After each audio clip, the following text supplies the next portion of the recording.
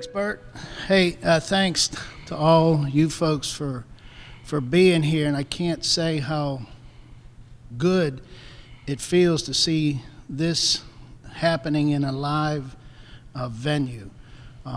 We've all been kind of looking at monitors and talking and trying to do the same type of work, so I'm sure it's good for you, and it's very appreciated by us to be able to do this in this setting. Speaking of which, the pandemic has challenged us in so many different ways, and it's not unique to our industry, but it was challenging this year to get to this point with this draft process, almost more than last year. Last year when the pandemic hit, we had already gone through the combine. This year we had to do this without a combine. Last year we didn't have pro days. This year we had pro days. So it's been a real different, challenging kind of road. And again, I want to thank everybody, Coach Tomlin and his staff for the work that they did. I'd like to also congratulate Coach on his extension officially. It's great to know that we'll be working together this year and see where it goes beyond that, but real excited to have Coach here for this season. The scouts, the administrative staff, again, it was a different challenge for them. My guys were able to get out, and we probably visited live and watched games for every school for maybe but 6 where there were prospects. Real challenging. The pro days, they did an awesome job, as did Coach and his group. John Norwig, our doctors, our trainers, our radiologists, everybody involved with that process. Again, without a combine physical, we had to go about it in a completely different manner. And hopefully, I know John and our docs did the best they could under the circumstances, but hopefully we got the information we need. Bob McCartney and his video staff taking, again, no combine. He had to take and condense all the pro day workouts for us. Scott Phelps and his IT staff getting us set up for the draft. We will be live and in person at the draft in our building, in our facility, albeit spaced out according to league guidelines and, of course, governmental guidelines. Bert and his group accommodating us and trying to keep us up to date with all the media factions that are occurring. Jack Kearney, Bob Jones, our security people. Again, there's just so many people that I just want to make sure we step out and thank for getting us to this point. As we sit here today, our roster is currently at 75 players. It's probably a little higher number than we anticipate or usually have at this time of the year. I do want to step out first and thank our veteran players who decided to stay with us. First and foremost, Ben Roethlisberger told us from the end of the season that it was his intention to be here.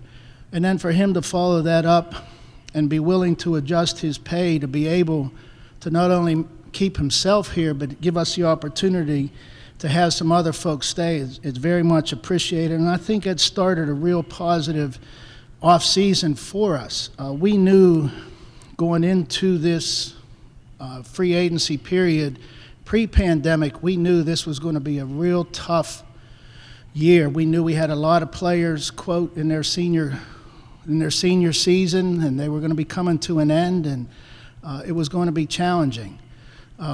When the pandemic hit and the cap was challenged and reduced, it made it even more difficult. But again, with guys like Vince Williams, Tyson Alualu, Juju Smith-Schuster, Joshua Dobbs, deciding to stay with us, I think they followed Ben's lead, and that's very much appreciated by us. We did sign more players. The other thing that not the pandemic, but the opt-out of the draft issue that the NCAA allowed this year, it probably cut in half the players that will be available to us to sign as free agents after the draft.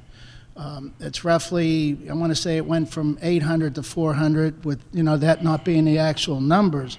But anticipating we would have less guys to sign after the draft, we were conscious of that when we were at pro days, and maybe the one-year vet guy that worked out. We signed 5 or so players of that venue, or from that venue, just to try to keep us as current as we could be in anticipation of not being able to sign as many guys after the draft.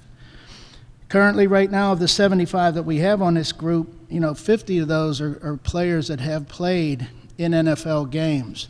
And, like Coach and I, we look at our board and we talk. We could play a game today if need be. So saying that, going into the draft, we're wide open. We're not going in looking for any one position, any one groups of position. We're going to be wide open to anything and see where this thing goes, okay? There is good depth, we believe, on the offensive line, the wide receivers, the running backs, the linebackers, both inside and outside, and the corners. There's okay depth at the tight end, the quarterback, and the safety positions. And I can be very upfront and honest, there's very limited depth in this year's draft on the defensive line. It's probably as lean as it's been in recent memory. And again, we'll always get asked about trade up, trade down. I'm very doubtful that we'll trade up.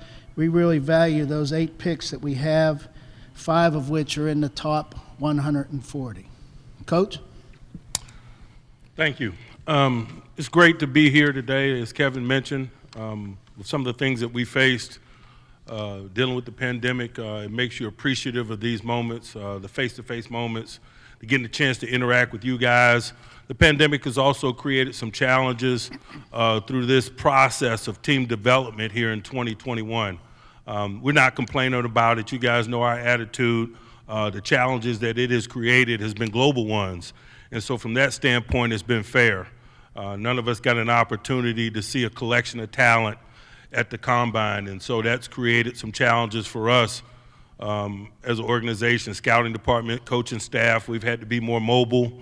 We've had to work harder to gather information. Working along with Kevin and the scouting department has been a pleasure in that regard. The number of Zoom calls and things that we've had with prospects is, when you look back at it, is really impressive. But we formulated a plan to kind of circumvent the challenges of the pandemic early, and I think that aided us in terms of being able to sit here comfortably today. We started the process immediately once we realized some of the challenges, and so it gave us latitude to adjust and to really take our time and get to know the guys as best we could in a remote manner. We hit select pro days as we always do, but it just felt a little different this year. It felt like it was more riding on those days because of the lack of exposure that we didn't have in Indy. And so we got a lot done on the road and remotely at pro days and dealing with players via Zoom. As Kevin mentioned, I too am appreciative of our players displaying their want to be here. Free agency was challenging for us. Free agency is probably challenging for everybody in this environment with the cap being what it was, and our players displaying their desire to be here, taking less, if you will, to be here. The guys that Kevin mentioned, man, it really makes you excited about this group, about the makeup of this group, about the intentions of this group. And so we're excited about building. We did what we needed to do in terms of free agency. We're preparing ourselves for the upcoming draft, and those are the 2 major components in terms of acquiring talent. We've started the process in terms of developing our talent. I've been pleasantly surprised by the participation in the off-season program, given the circumstances that have been well documented. I just left the facility, and we've got a nice number of guys over there working safely and appropriately, and I'm appreciative of that.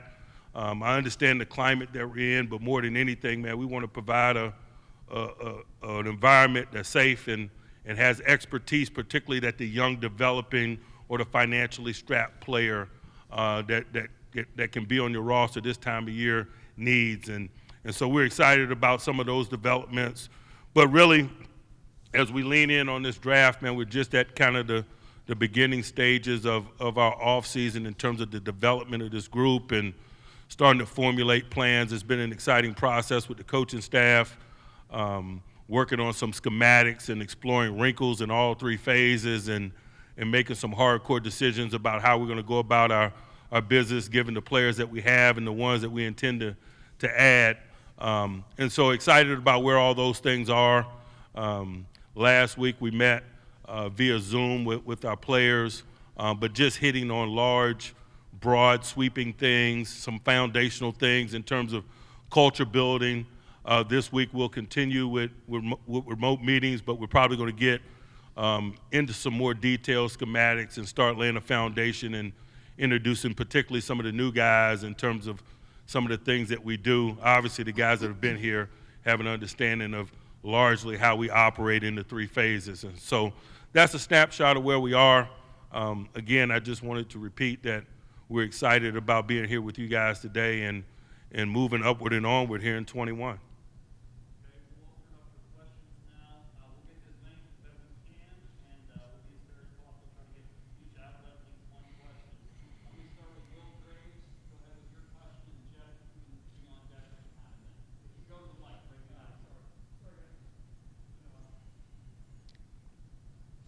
Hey, nice to see you guys not in face-to-face, not on Zoom. Will Graves with the AP. Mike, I'm just curious, the extension, you have some guys that you've been with for a long time. When that extension ends, they might not be around anymore. What gave you the confidence that things are going to continue on that positive trajectory after some of the guys that you've been close with for so long might not be here anymore? You know, in regards to my extension, you guys that know me know I don't ponder a lot about longevity and things of that nature, man. I'm just appreciative of the opportunity to work that's in front of me today, and that's largely been my attitude regarding it for 15 years now, and I assure you that will remain unchanged. In terms of some of the people who come and go, that's part of the coaching profession in the business of football. I'm excited about the collection of men, the coaching talent, the vocational talent that we have, and our ability to kind of formulate our schematics and our plan as it pertains to these guys that we're working with, and we're excited about doing it.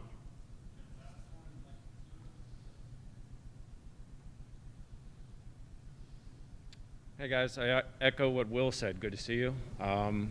You have talked about improving the running game for a couple of years. What is there from an immediate needs standpoint in this draft, maybe not just at running back but other positions, that could help you guys? Well, you know, when you look at the running game, obviously you got to start up front, and then you got to look at the runners themselves, and then you're never going to leave any part of the offense out, the quarterbacks, the receivers, because it's all a collective effort. And, you know, we have some challenges up front because we don't have the same offensive line that we had last year. So there will be differences, and that'll be up to coach how we shift people around. As I said, we could play a game today based on what we have, but is that going to be our line? Who knows what we'll end up doing with those positions, be it center, guard, or tackle. And of course, the running back position, I mean, we have 4 veteran guys on this roster. Could we add to it? Sure. How that all breaks down, no one will know. And until we get in and play a game, no one will know if it's better. But as of right now, we know where we can look at help and see what help's available. But again, we could go into this thing, and we are going into it completely wide open. And I'll add to that, and let's be clear, the improvements in the running game go beyond just the acquisition of additional players. We're capable of performing better than we have, players aside. Schematics, formations, the things that we do to give ourselves a strategic advantage need to be improved, and that's some of the things that we're working on.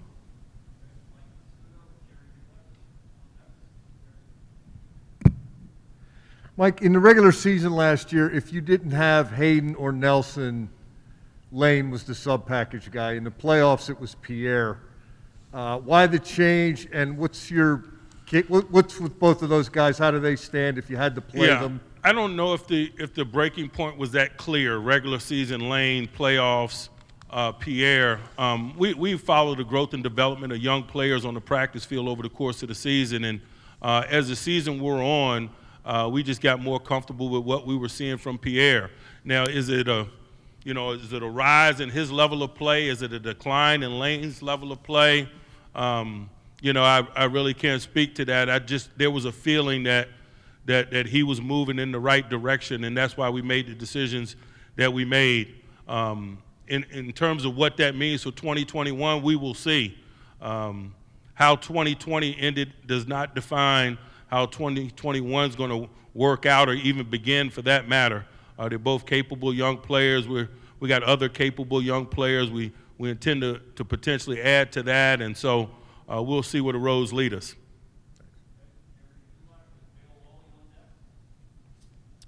Good morning, fellas. I was curious, the way things are in today's league, are running backs a risky value, do you feel, in the first round? And as a two-part question, are there enough centers in this draft, at least decent centers who could come in and play, available beyond the first round? Yeah, first, I don't think you can ever underestimate the value of a quality player at any position, and running back's no different. I understand that the game has changed. It's a more horizontal game than it is a vertical game, and people don't play traditional football as really Coach and I grew up with two-back sets and power games and so on and so forth. It has changed, but if you have a dynamic player at any position, that player should make a difference. And running back's no different. I think if you look at the Hall of Fame runners, most of those guys were taken in high rounds. So I don't ever place that value high or low on a given position. I base it on who the player is and what that player can do to help us. The center position, it is unusually deep this year. Usually the centers, there aren't a lot of centers in a given draft, but we feel good. There's quality centers in this draft that we think are starter capable, and it's unusual for that position.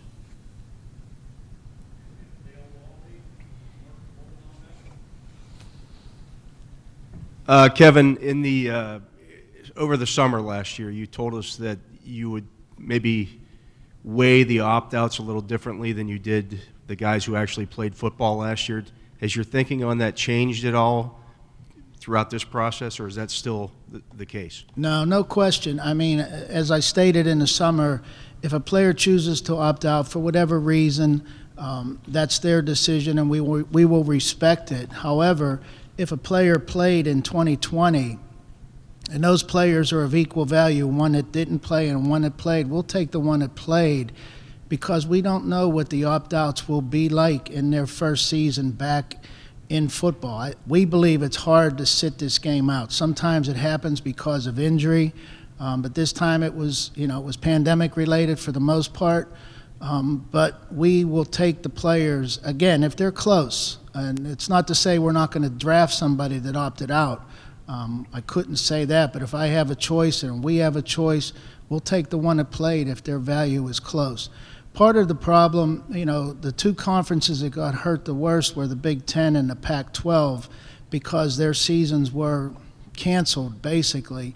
And then some of their players decided they were going to move on, and they would put themselves in preparation for the draft. And then when their conferences reinstated football, some of them were too far down the road, be it with an agent or being with training, that they couldn't get back. So we did run into that a lot, where players wanted to come back, but they were too far down the road. So each case will be weighed individually, but again, if they're close, we're going to take the player that played.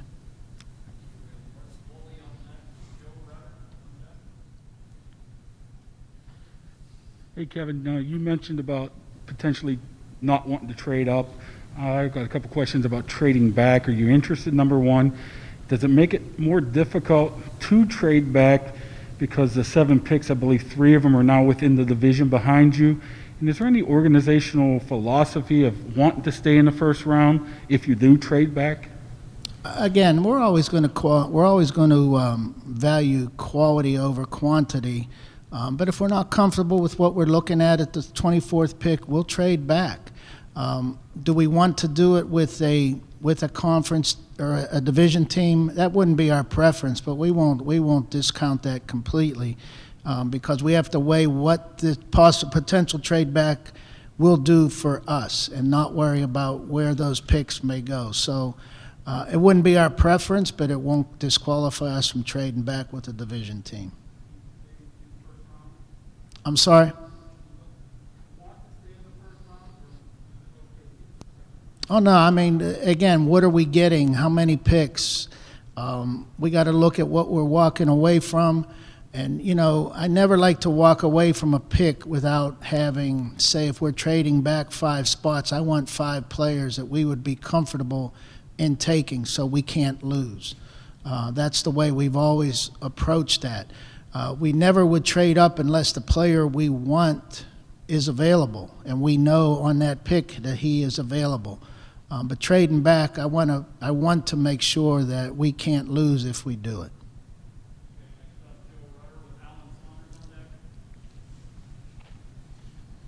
With Steve Nelson not coming back, and even the Justin Lane arrest, losing Hilton, has cornerback moved up your board a little more? And what is the value and depth of this position this year? The corners are deep. It's again, we talk about this every year, and every year it seems to be continuing the trend in college football, again, becoming more horizontal. There's more corners.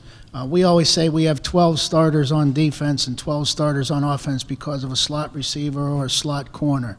And that goes all the way back to the college game. So there's a lot of depth at the wide receiver and the cornerback position.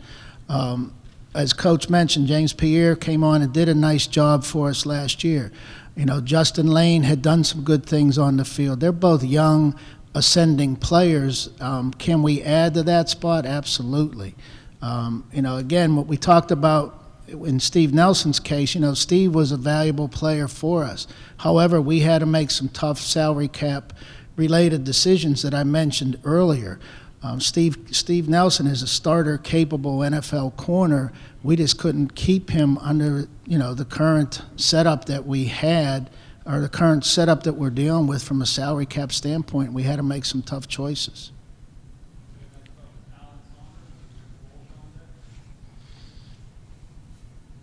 You guys talked a lot about the pro days and getting out on the road and not having a combine. Do you feel like in this circumstance, the relationships that you have with college coaches and those staffs are going to be more important, having not had that sort of apples to apples comparison, being able to talk to guys and getting feedback from coaches and not just what you see in that one snapshot of a pro day?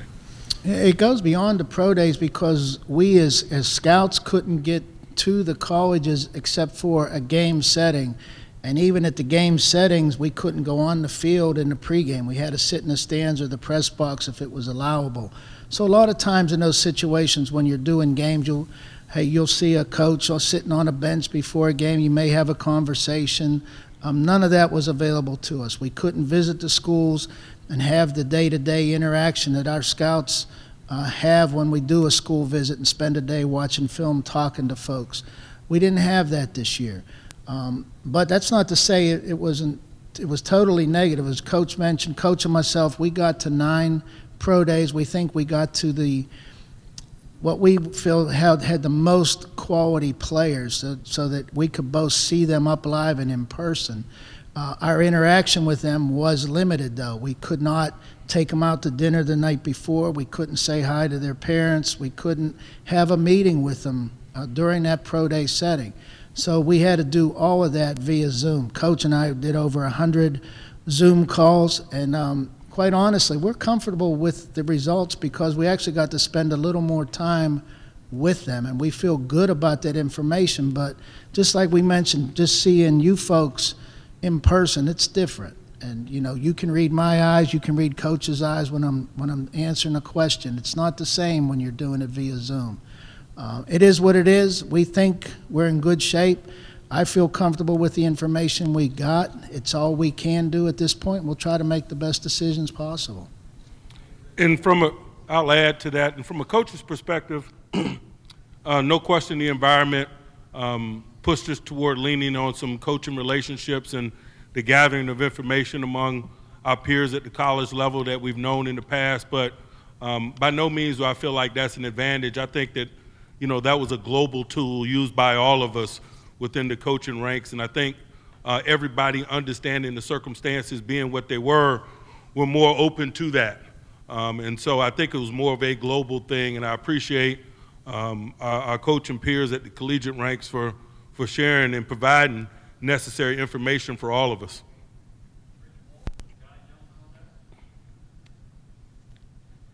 Hey guys, nice to see you. I want to know, with a couple days left, how much do you change your draft board? Is it set right now? And do you have any idea what how good of an idea do you have what the teams in front of you are going to do in the first round? You know, we finished our formal meetings on Saturday, and then, you know, today, tomorrow, Wednesday, we'll look. I mean, really, tomorrow and Tuesday, or today and tomorrow, we'll go through it and maybe brush up some things, just look at what we concluded after our meetings and maybe make some minor adjustments just to make sure that we got things in what we believe the best order possible.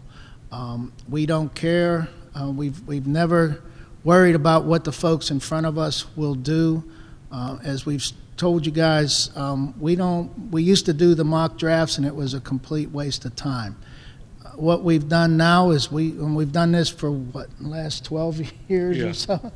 We just mock ourselves, and we're picking first, and we're gonna pick a player. Okay, he's gone. We're picking second. Okay, he's gone. We're picking third. And when we're done with this process, and it'll take, you know, the good part of the day on Wednesday, when we're done with that, we'll have 24 guys in an order that we would take them, and it's not necessarily the order you have on your board. So the order of the picks is set, and you just wait and watch. And as I said, the only decision you have to make is whether you're going to trade up or trade back. It doesn't matter what happens in front of you because you've already made that decision.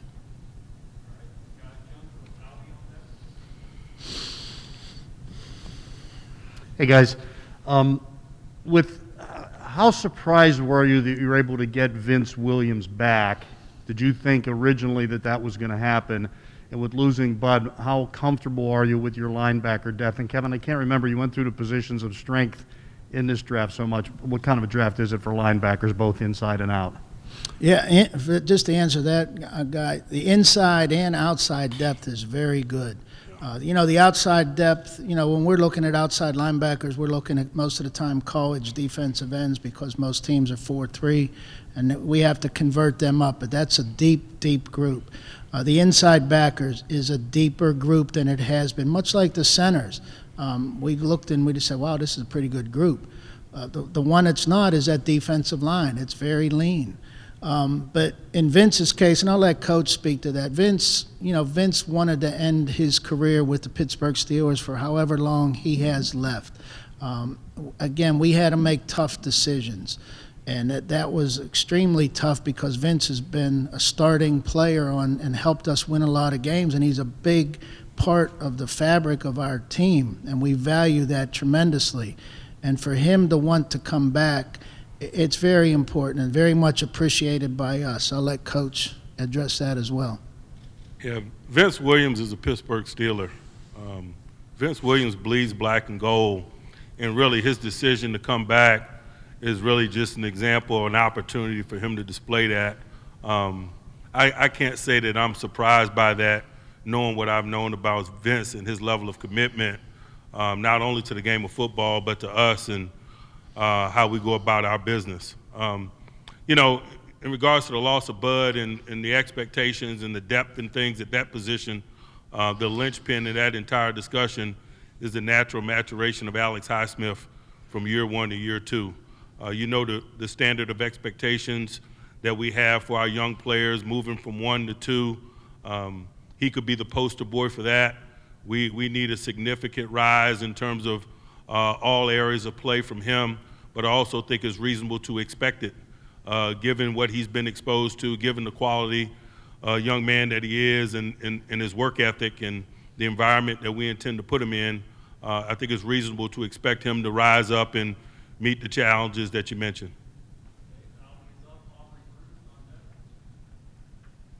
Hi, Mike and Kevin. Good to see you in person. It's nice not to have to unmute. I have a question about the excitement about the draft. I know that generally speaking, you two don't get caught up in the excitement, but you also don't live in a vacuum. And maybe it's the pandemic, maybe it's your team's needs, maybe it's the players that are available in the draft, but there seems to be a buzz around this year's draft that perhaps is a little greater than past drafts. Can you sense that? And does that kind of build your excitement as well for what's ahead? I'll let Kevin speak to that. I probably could be described as someone who lives in a vacuum, but by choice. Yeah, and honestly, Albie, really, I don't watch any draft shows. I really don't read any that information because I hope that we have more information than's being portrayed on the outside. And honestly, most times they're talking about 20 players and the same 20 in different orders and so on and so forth. So what goes on outside, I really can't address because I don't get caught up in it because, as Coach mentioned, we're so busy trying to make sure that we get our business handled. I can't really get caught up in the outside persona.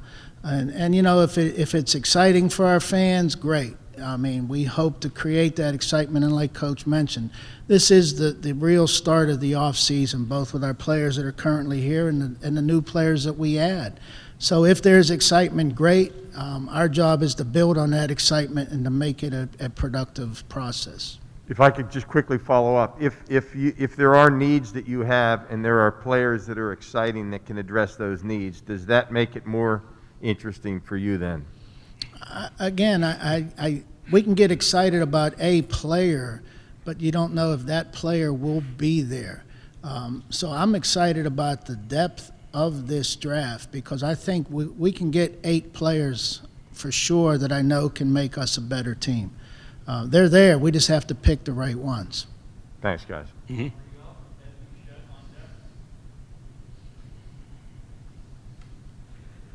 Coach, first, congratulations to you and Kevin for your continued tenure here in the city with the team. But you had some highly publicized failures on 4th and short last year. So being part of schematics and also maybe personnel, would you draft or think about drafting offensive linemen that may be more geared toward run blocking as opposed to pass blocking and vice versa? You know, like I mentioned, the personnel, the players themselves are just a component of our successes and failures, particularly in the situations that you mentioned. So we're looking at players, but we're also looking at what it is that we do and how we do it and how we set up ourselves for those instances. So it's not just a personnel discussion for us, and definitely not weighted in the ways that you mentioned. Most of the time, the good players are good players because they're good players in all areas. The elite ones, they're good in run situations, they're good in passing situations and things of that nature. I think, and we're not there yet. Being in late April, we're not into the minutia of what our short yardage or goal line personality is going to be per se, but rest assured that personnel is just a component of it.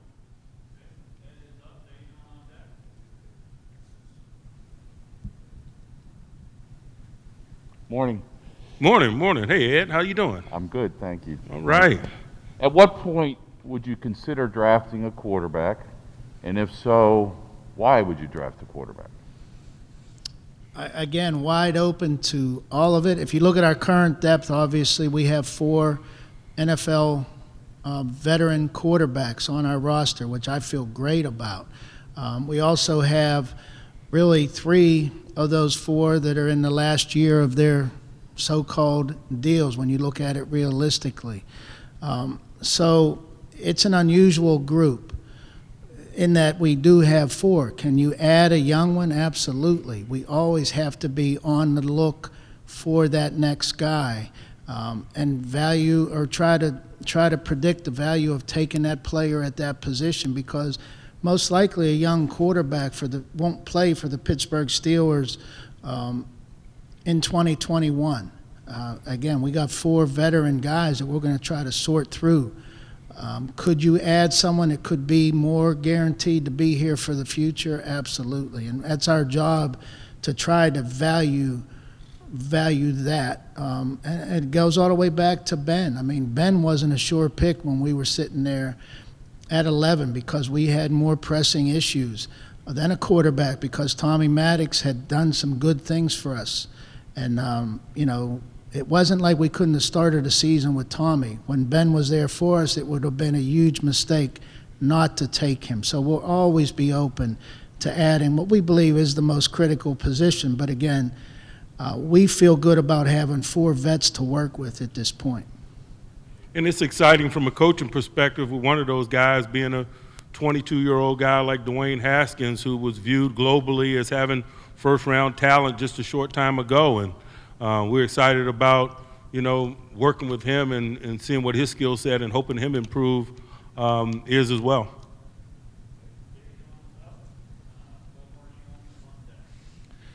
Guys, thanks for doing this, and thanks for all of your cooperation through the pandemic. I want to ask you about the inside linebacker position. You mentioned that it's deep in this draft. At the same time, we've seen the position change a lot over the years, more Devin Bush, less Vince Williams, if you will.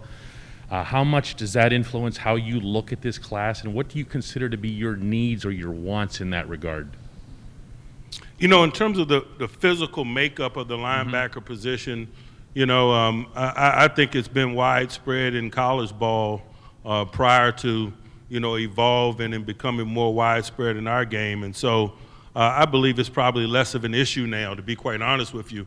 I think it was a significant discussion when we drafted Ryan Shazier, where we drafted him years ago, and he was kind of an outlier or a precursor to what is a common discussion now, a guy that's capable of running with anyone and covering and playing in all circumstances. I think that's more the norm now than it was then. So I think there's less significant discussions about the makeup or the look of them, and that's just what they look like.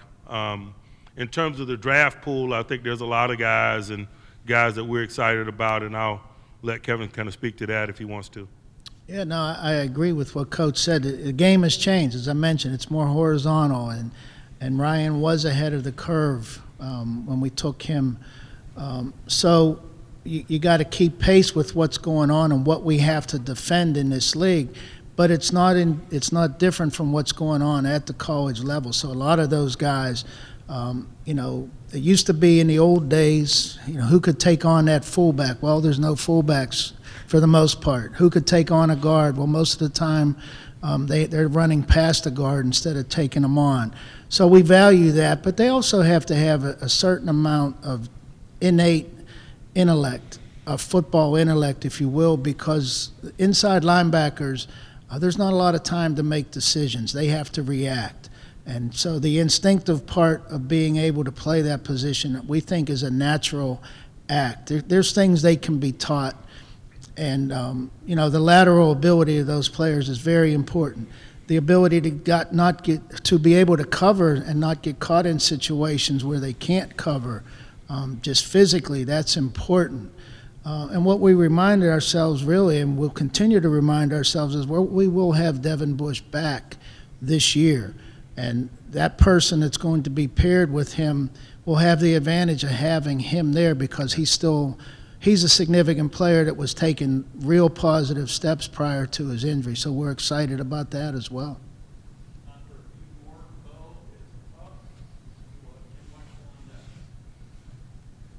Good morning. Draft night, or the 3 days of the draft, how exclusive is the decision-making from the process to you two or Mr. Rooney? And if you guys go outside that exclusivity in terms of maybe bringing in a coordinator or anyone else to get a little bit more, I guess, advice on a guy that you might take. Mr. Rooney's the boss. But, that's the final decision, though? Between you guys, I guess how does that process work? When just say player A comes up on the board Thursday night, you guys are going to select. How's that process?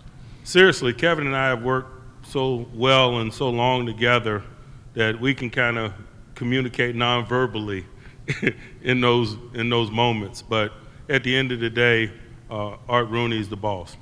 And that's it. Yeah, and to Coach's point, we always say this: whenever we make a pick, it's a Pittsburgh Steelers pick. We just finished 3 weeks of intense meetings where scouts, assistant coaches, coordinators, head coaches, GMs, we all had our chance to have our input. But when we put a grade on the player, it's not Coach's grade, it's not my grade, it's our grade. When we select that player, it will be done as what's best for the Pittsburgh Steelers.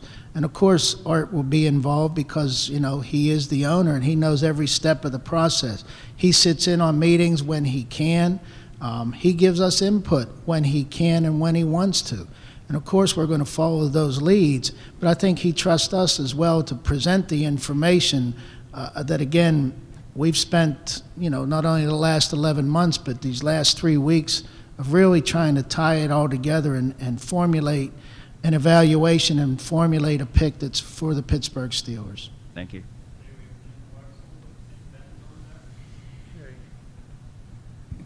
Mike, recognizing your right to change your mind in a week, who today is your left tackle and right cornerback? You know, depth charts this time of year are funny. They don't mean anything. They're not worth the paper they're written on. Chooks will be the guy that's probably penciled in late April at left tackle, and Cam Sutton will get first opportunity at right corner, but it means absolutely nothing. Thank you. And quote me on that.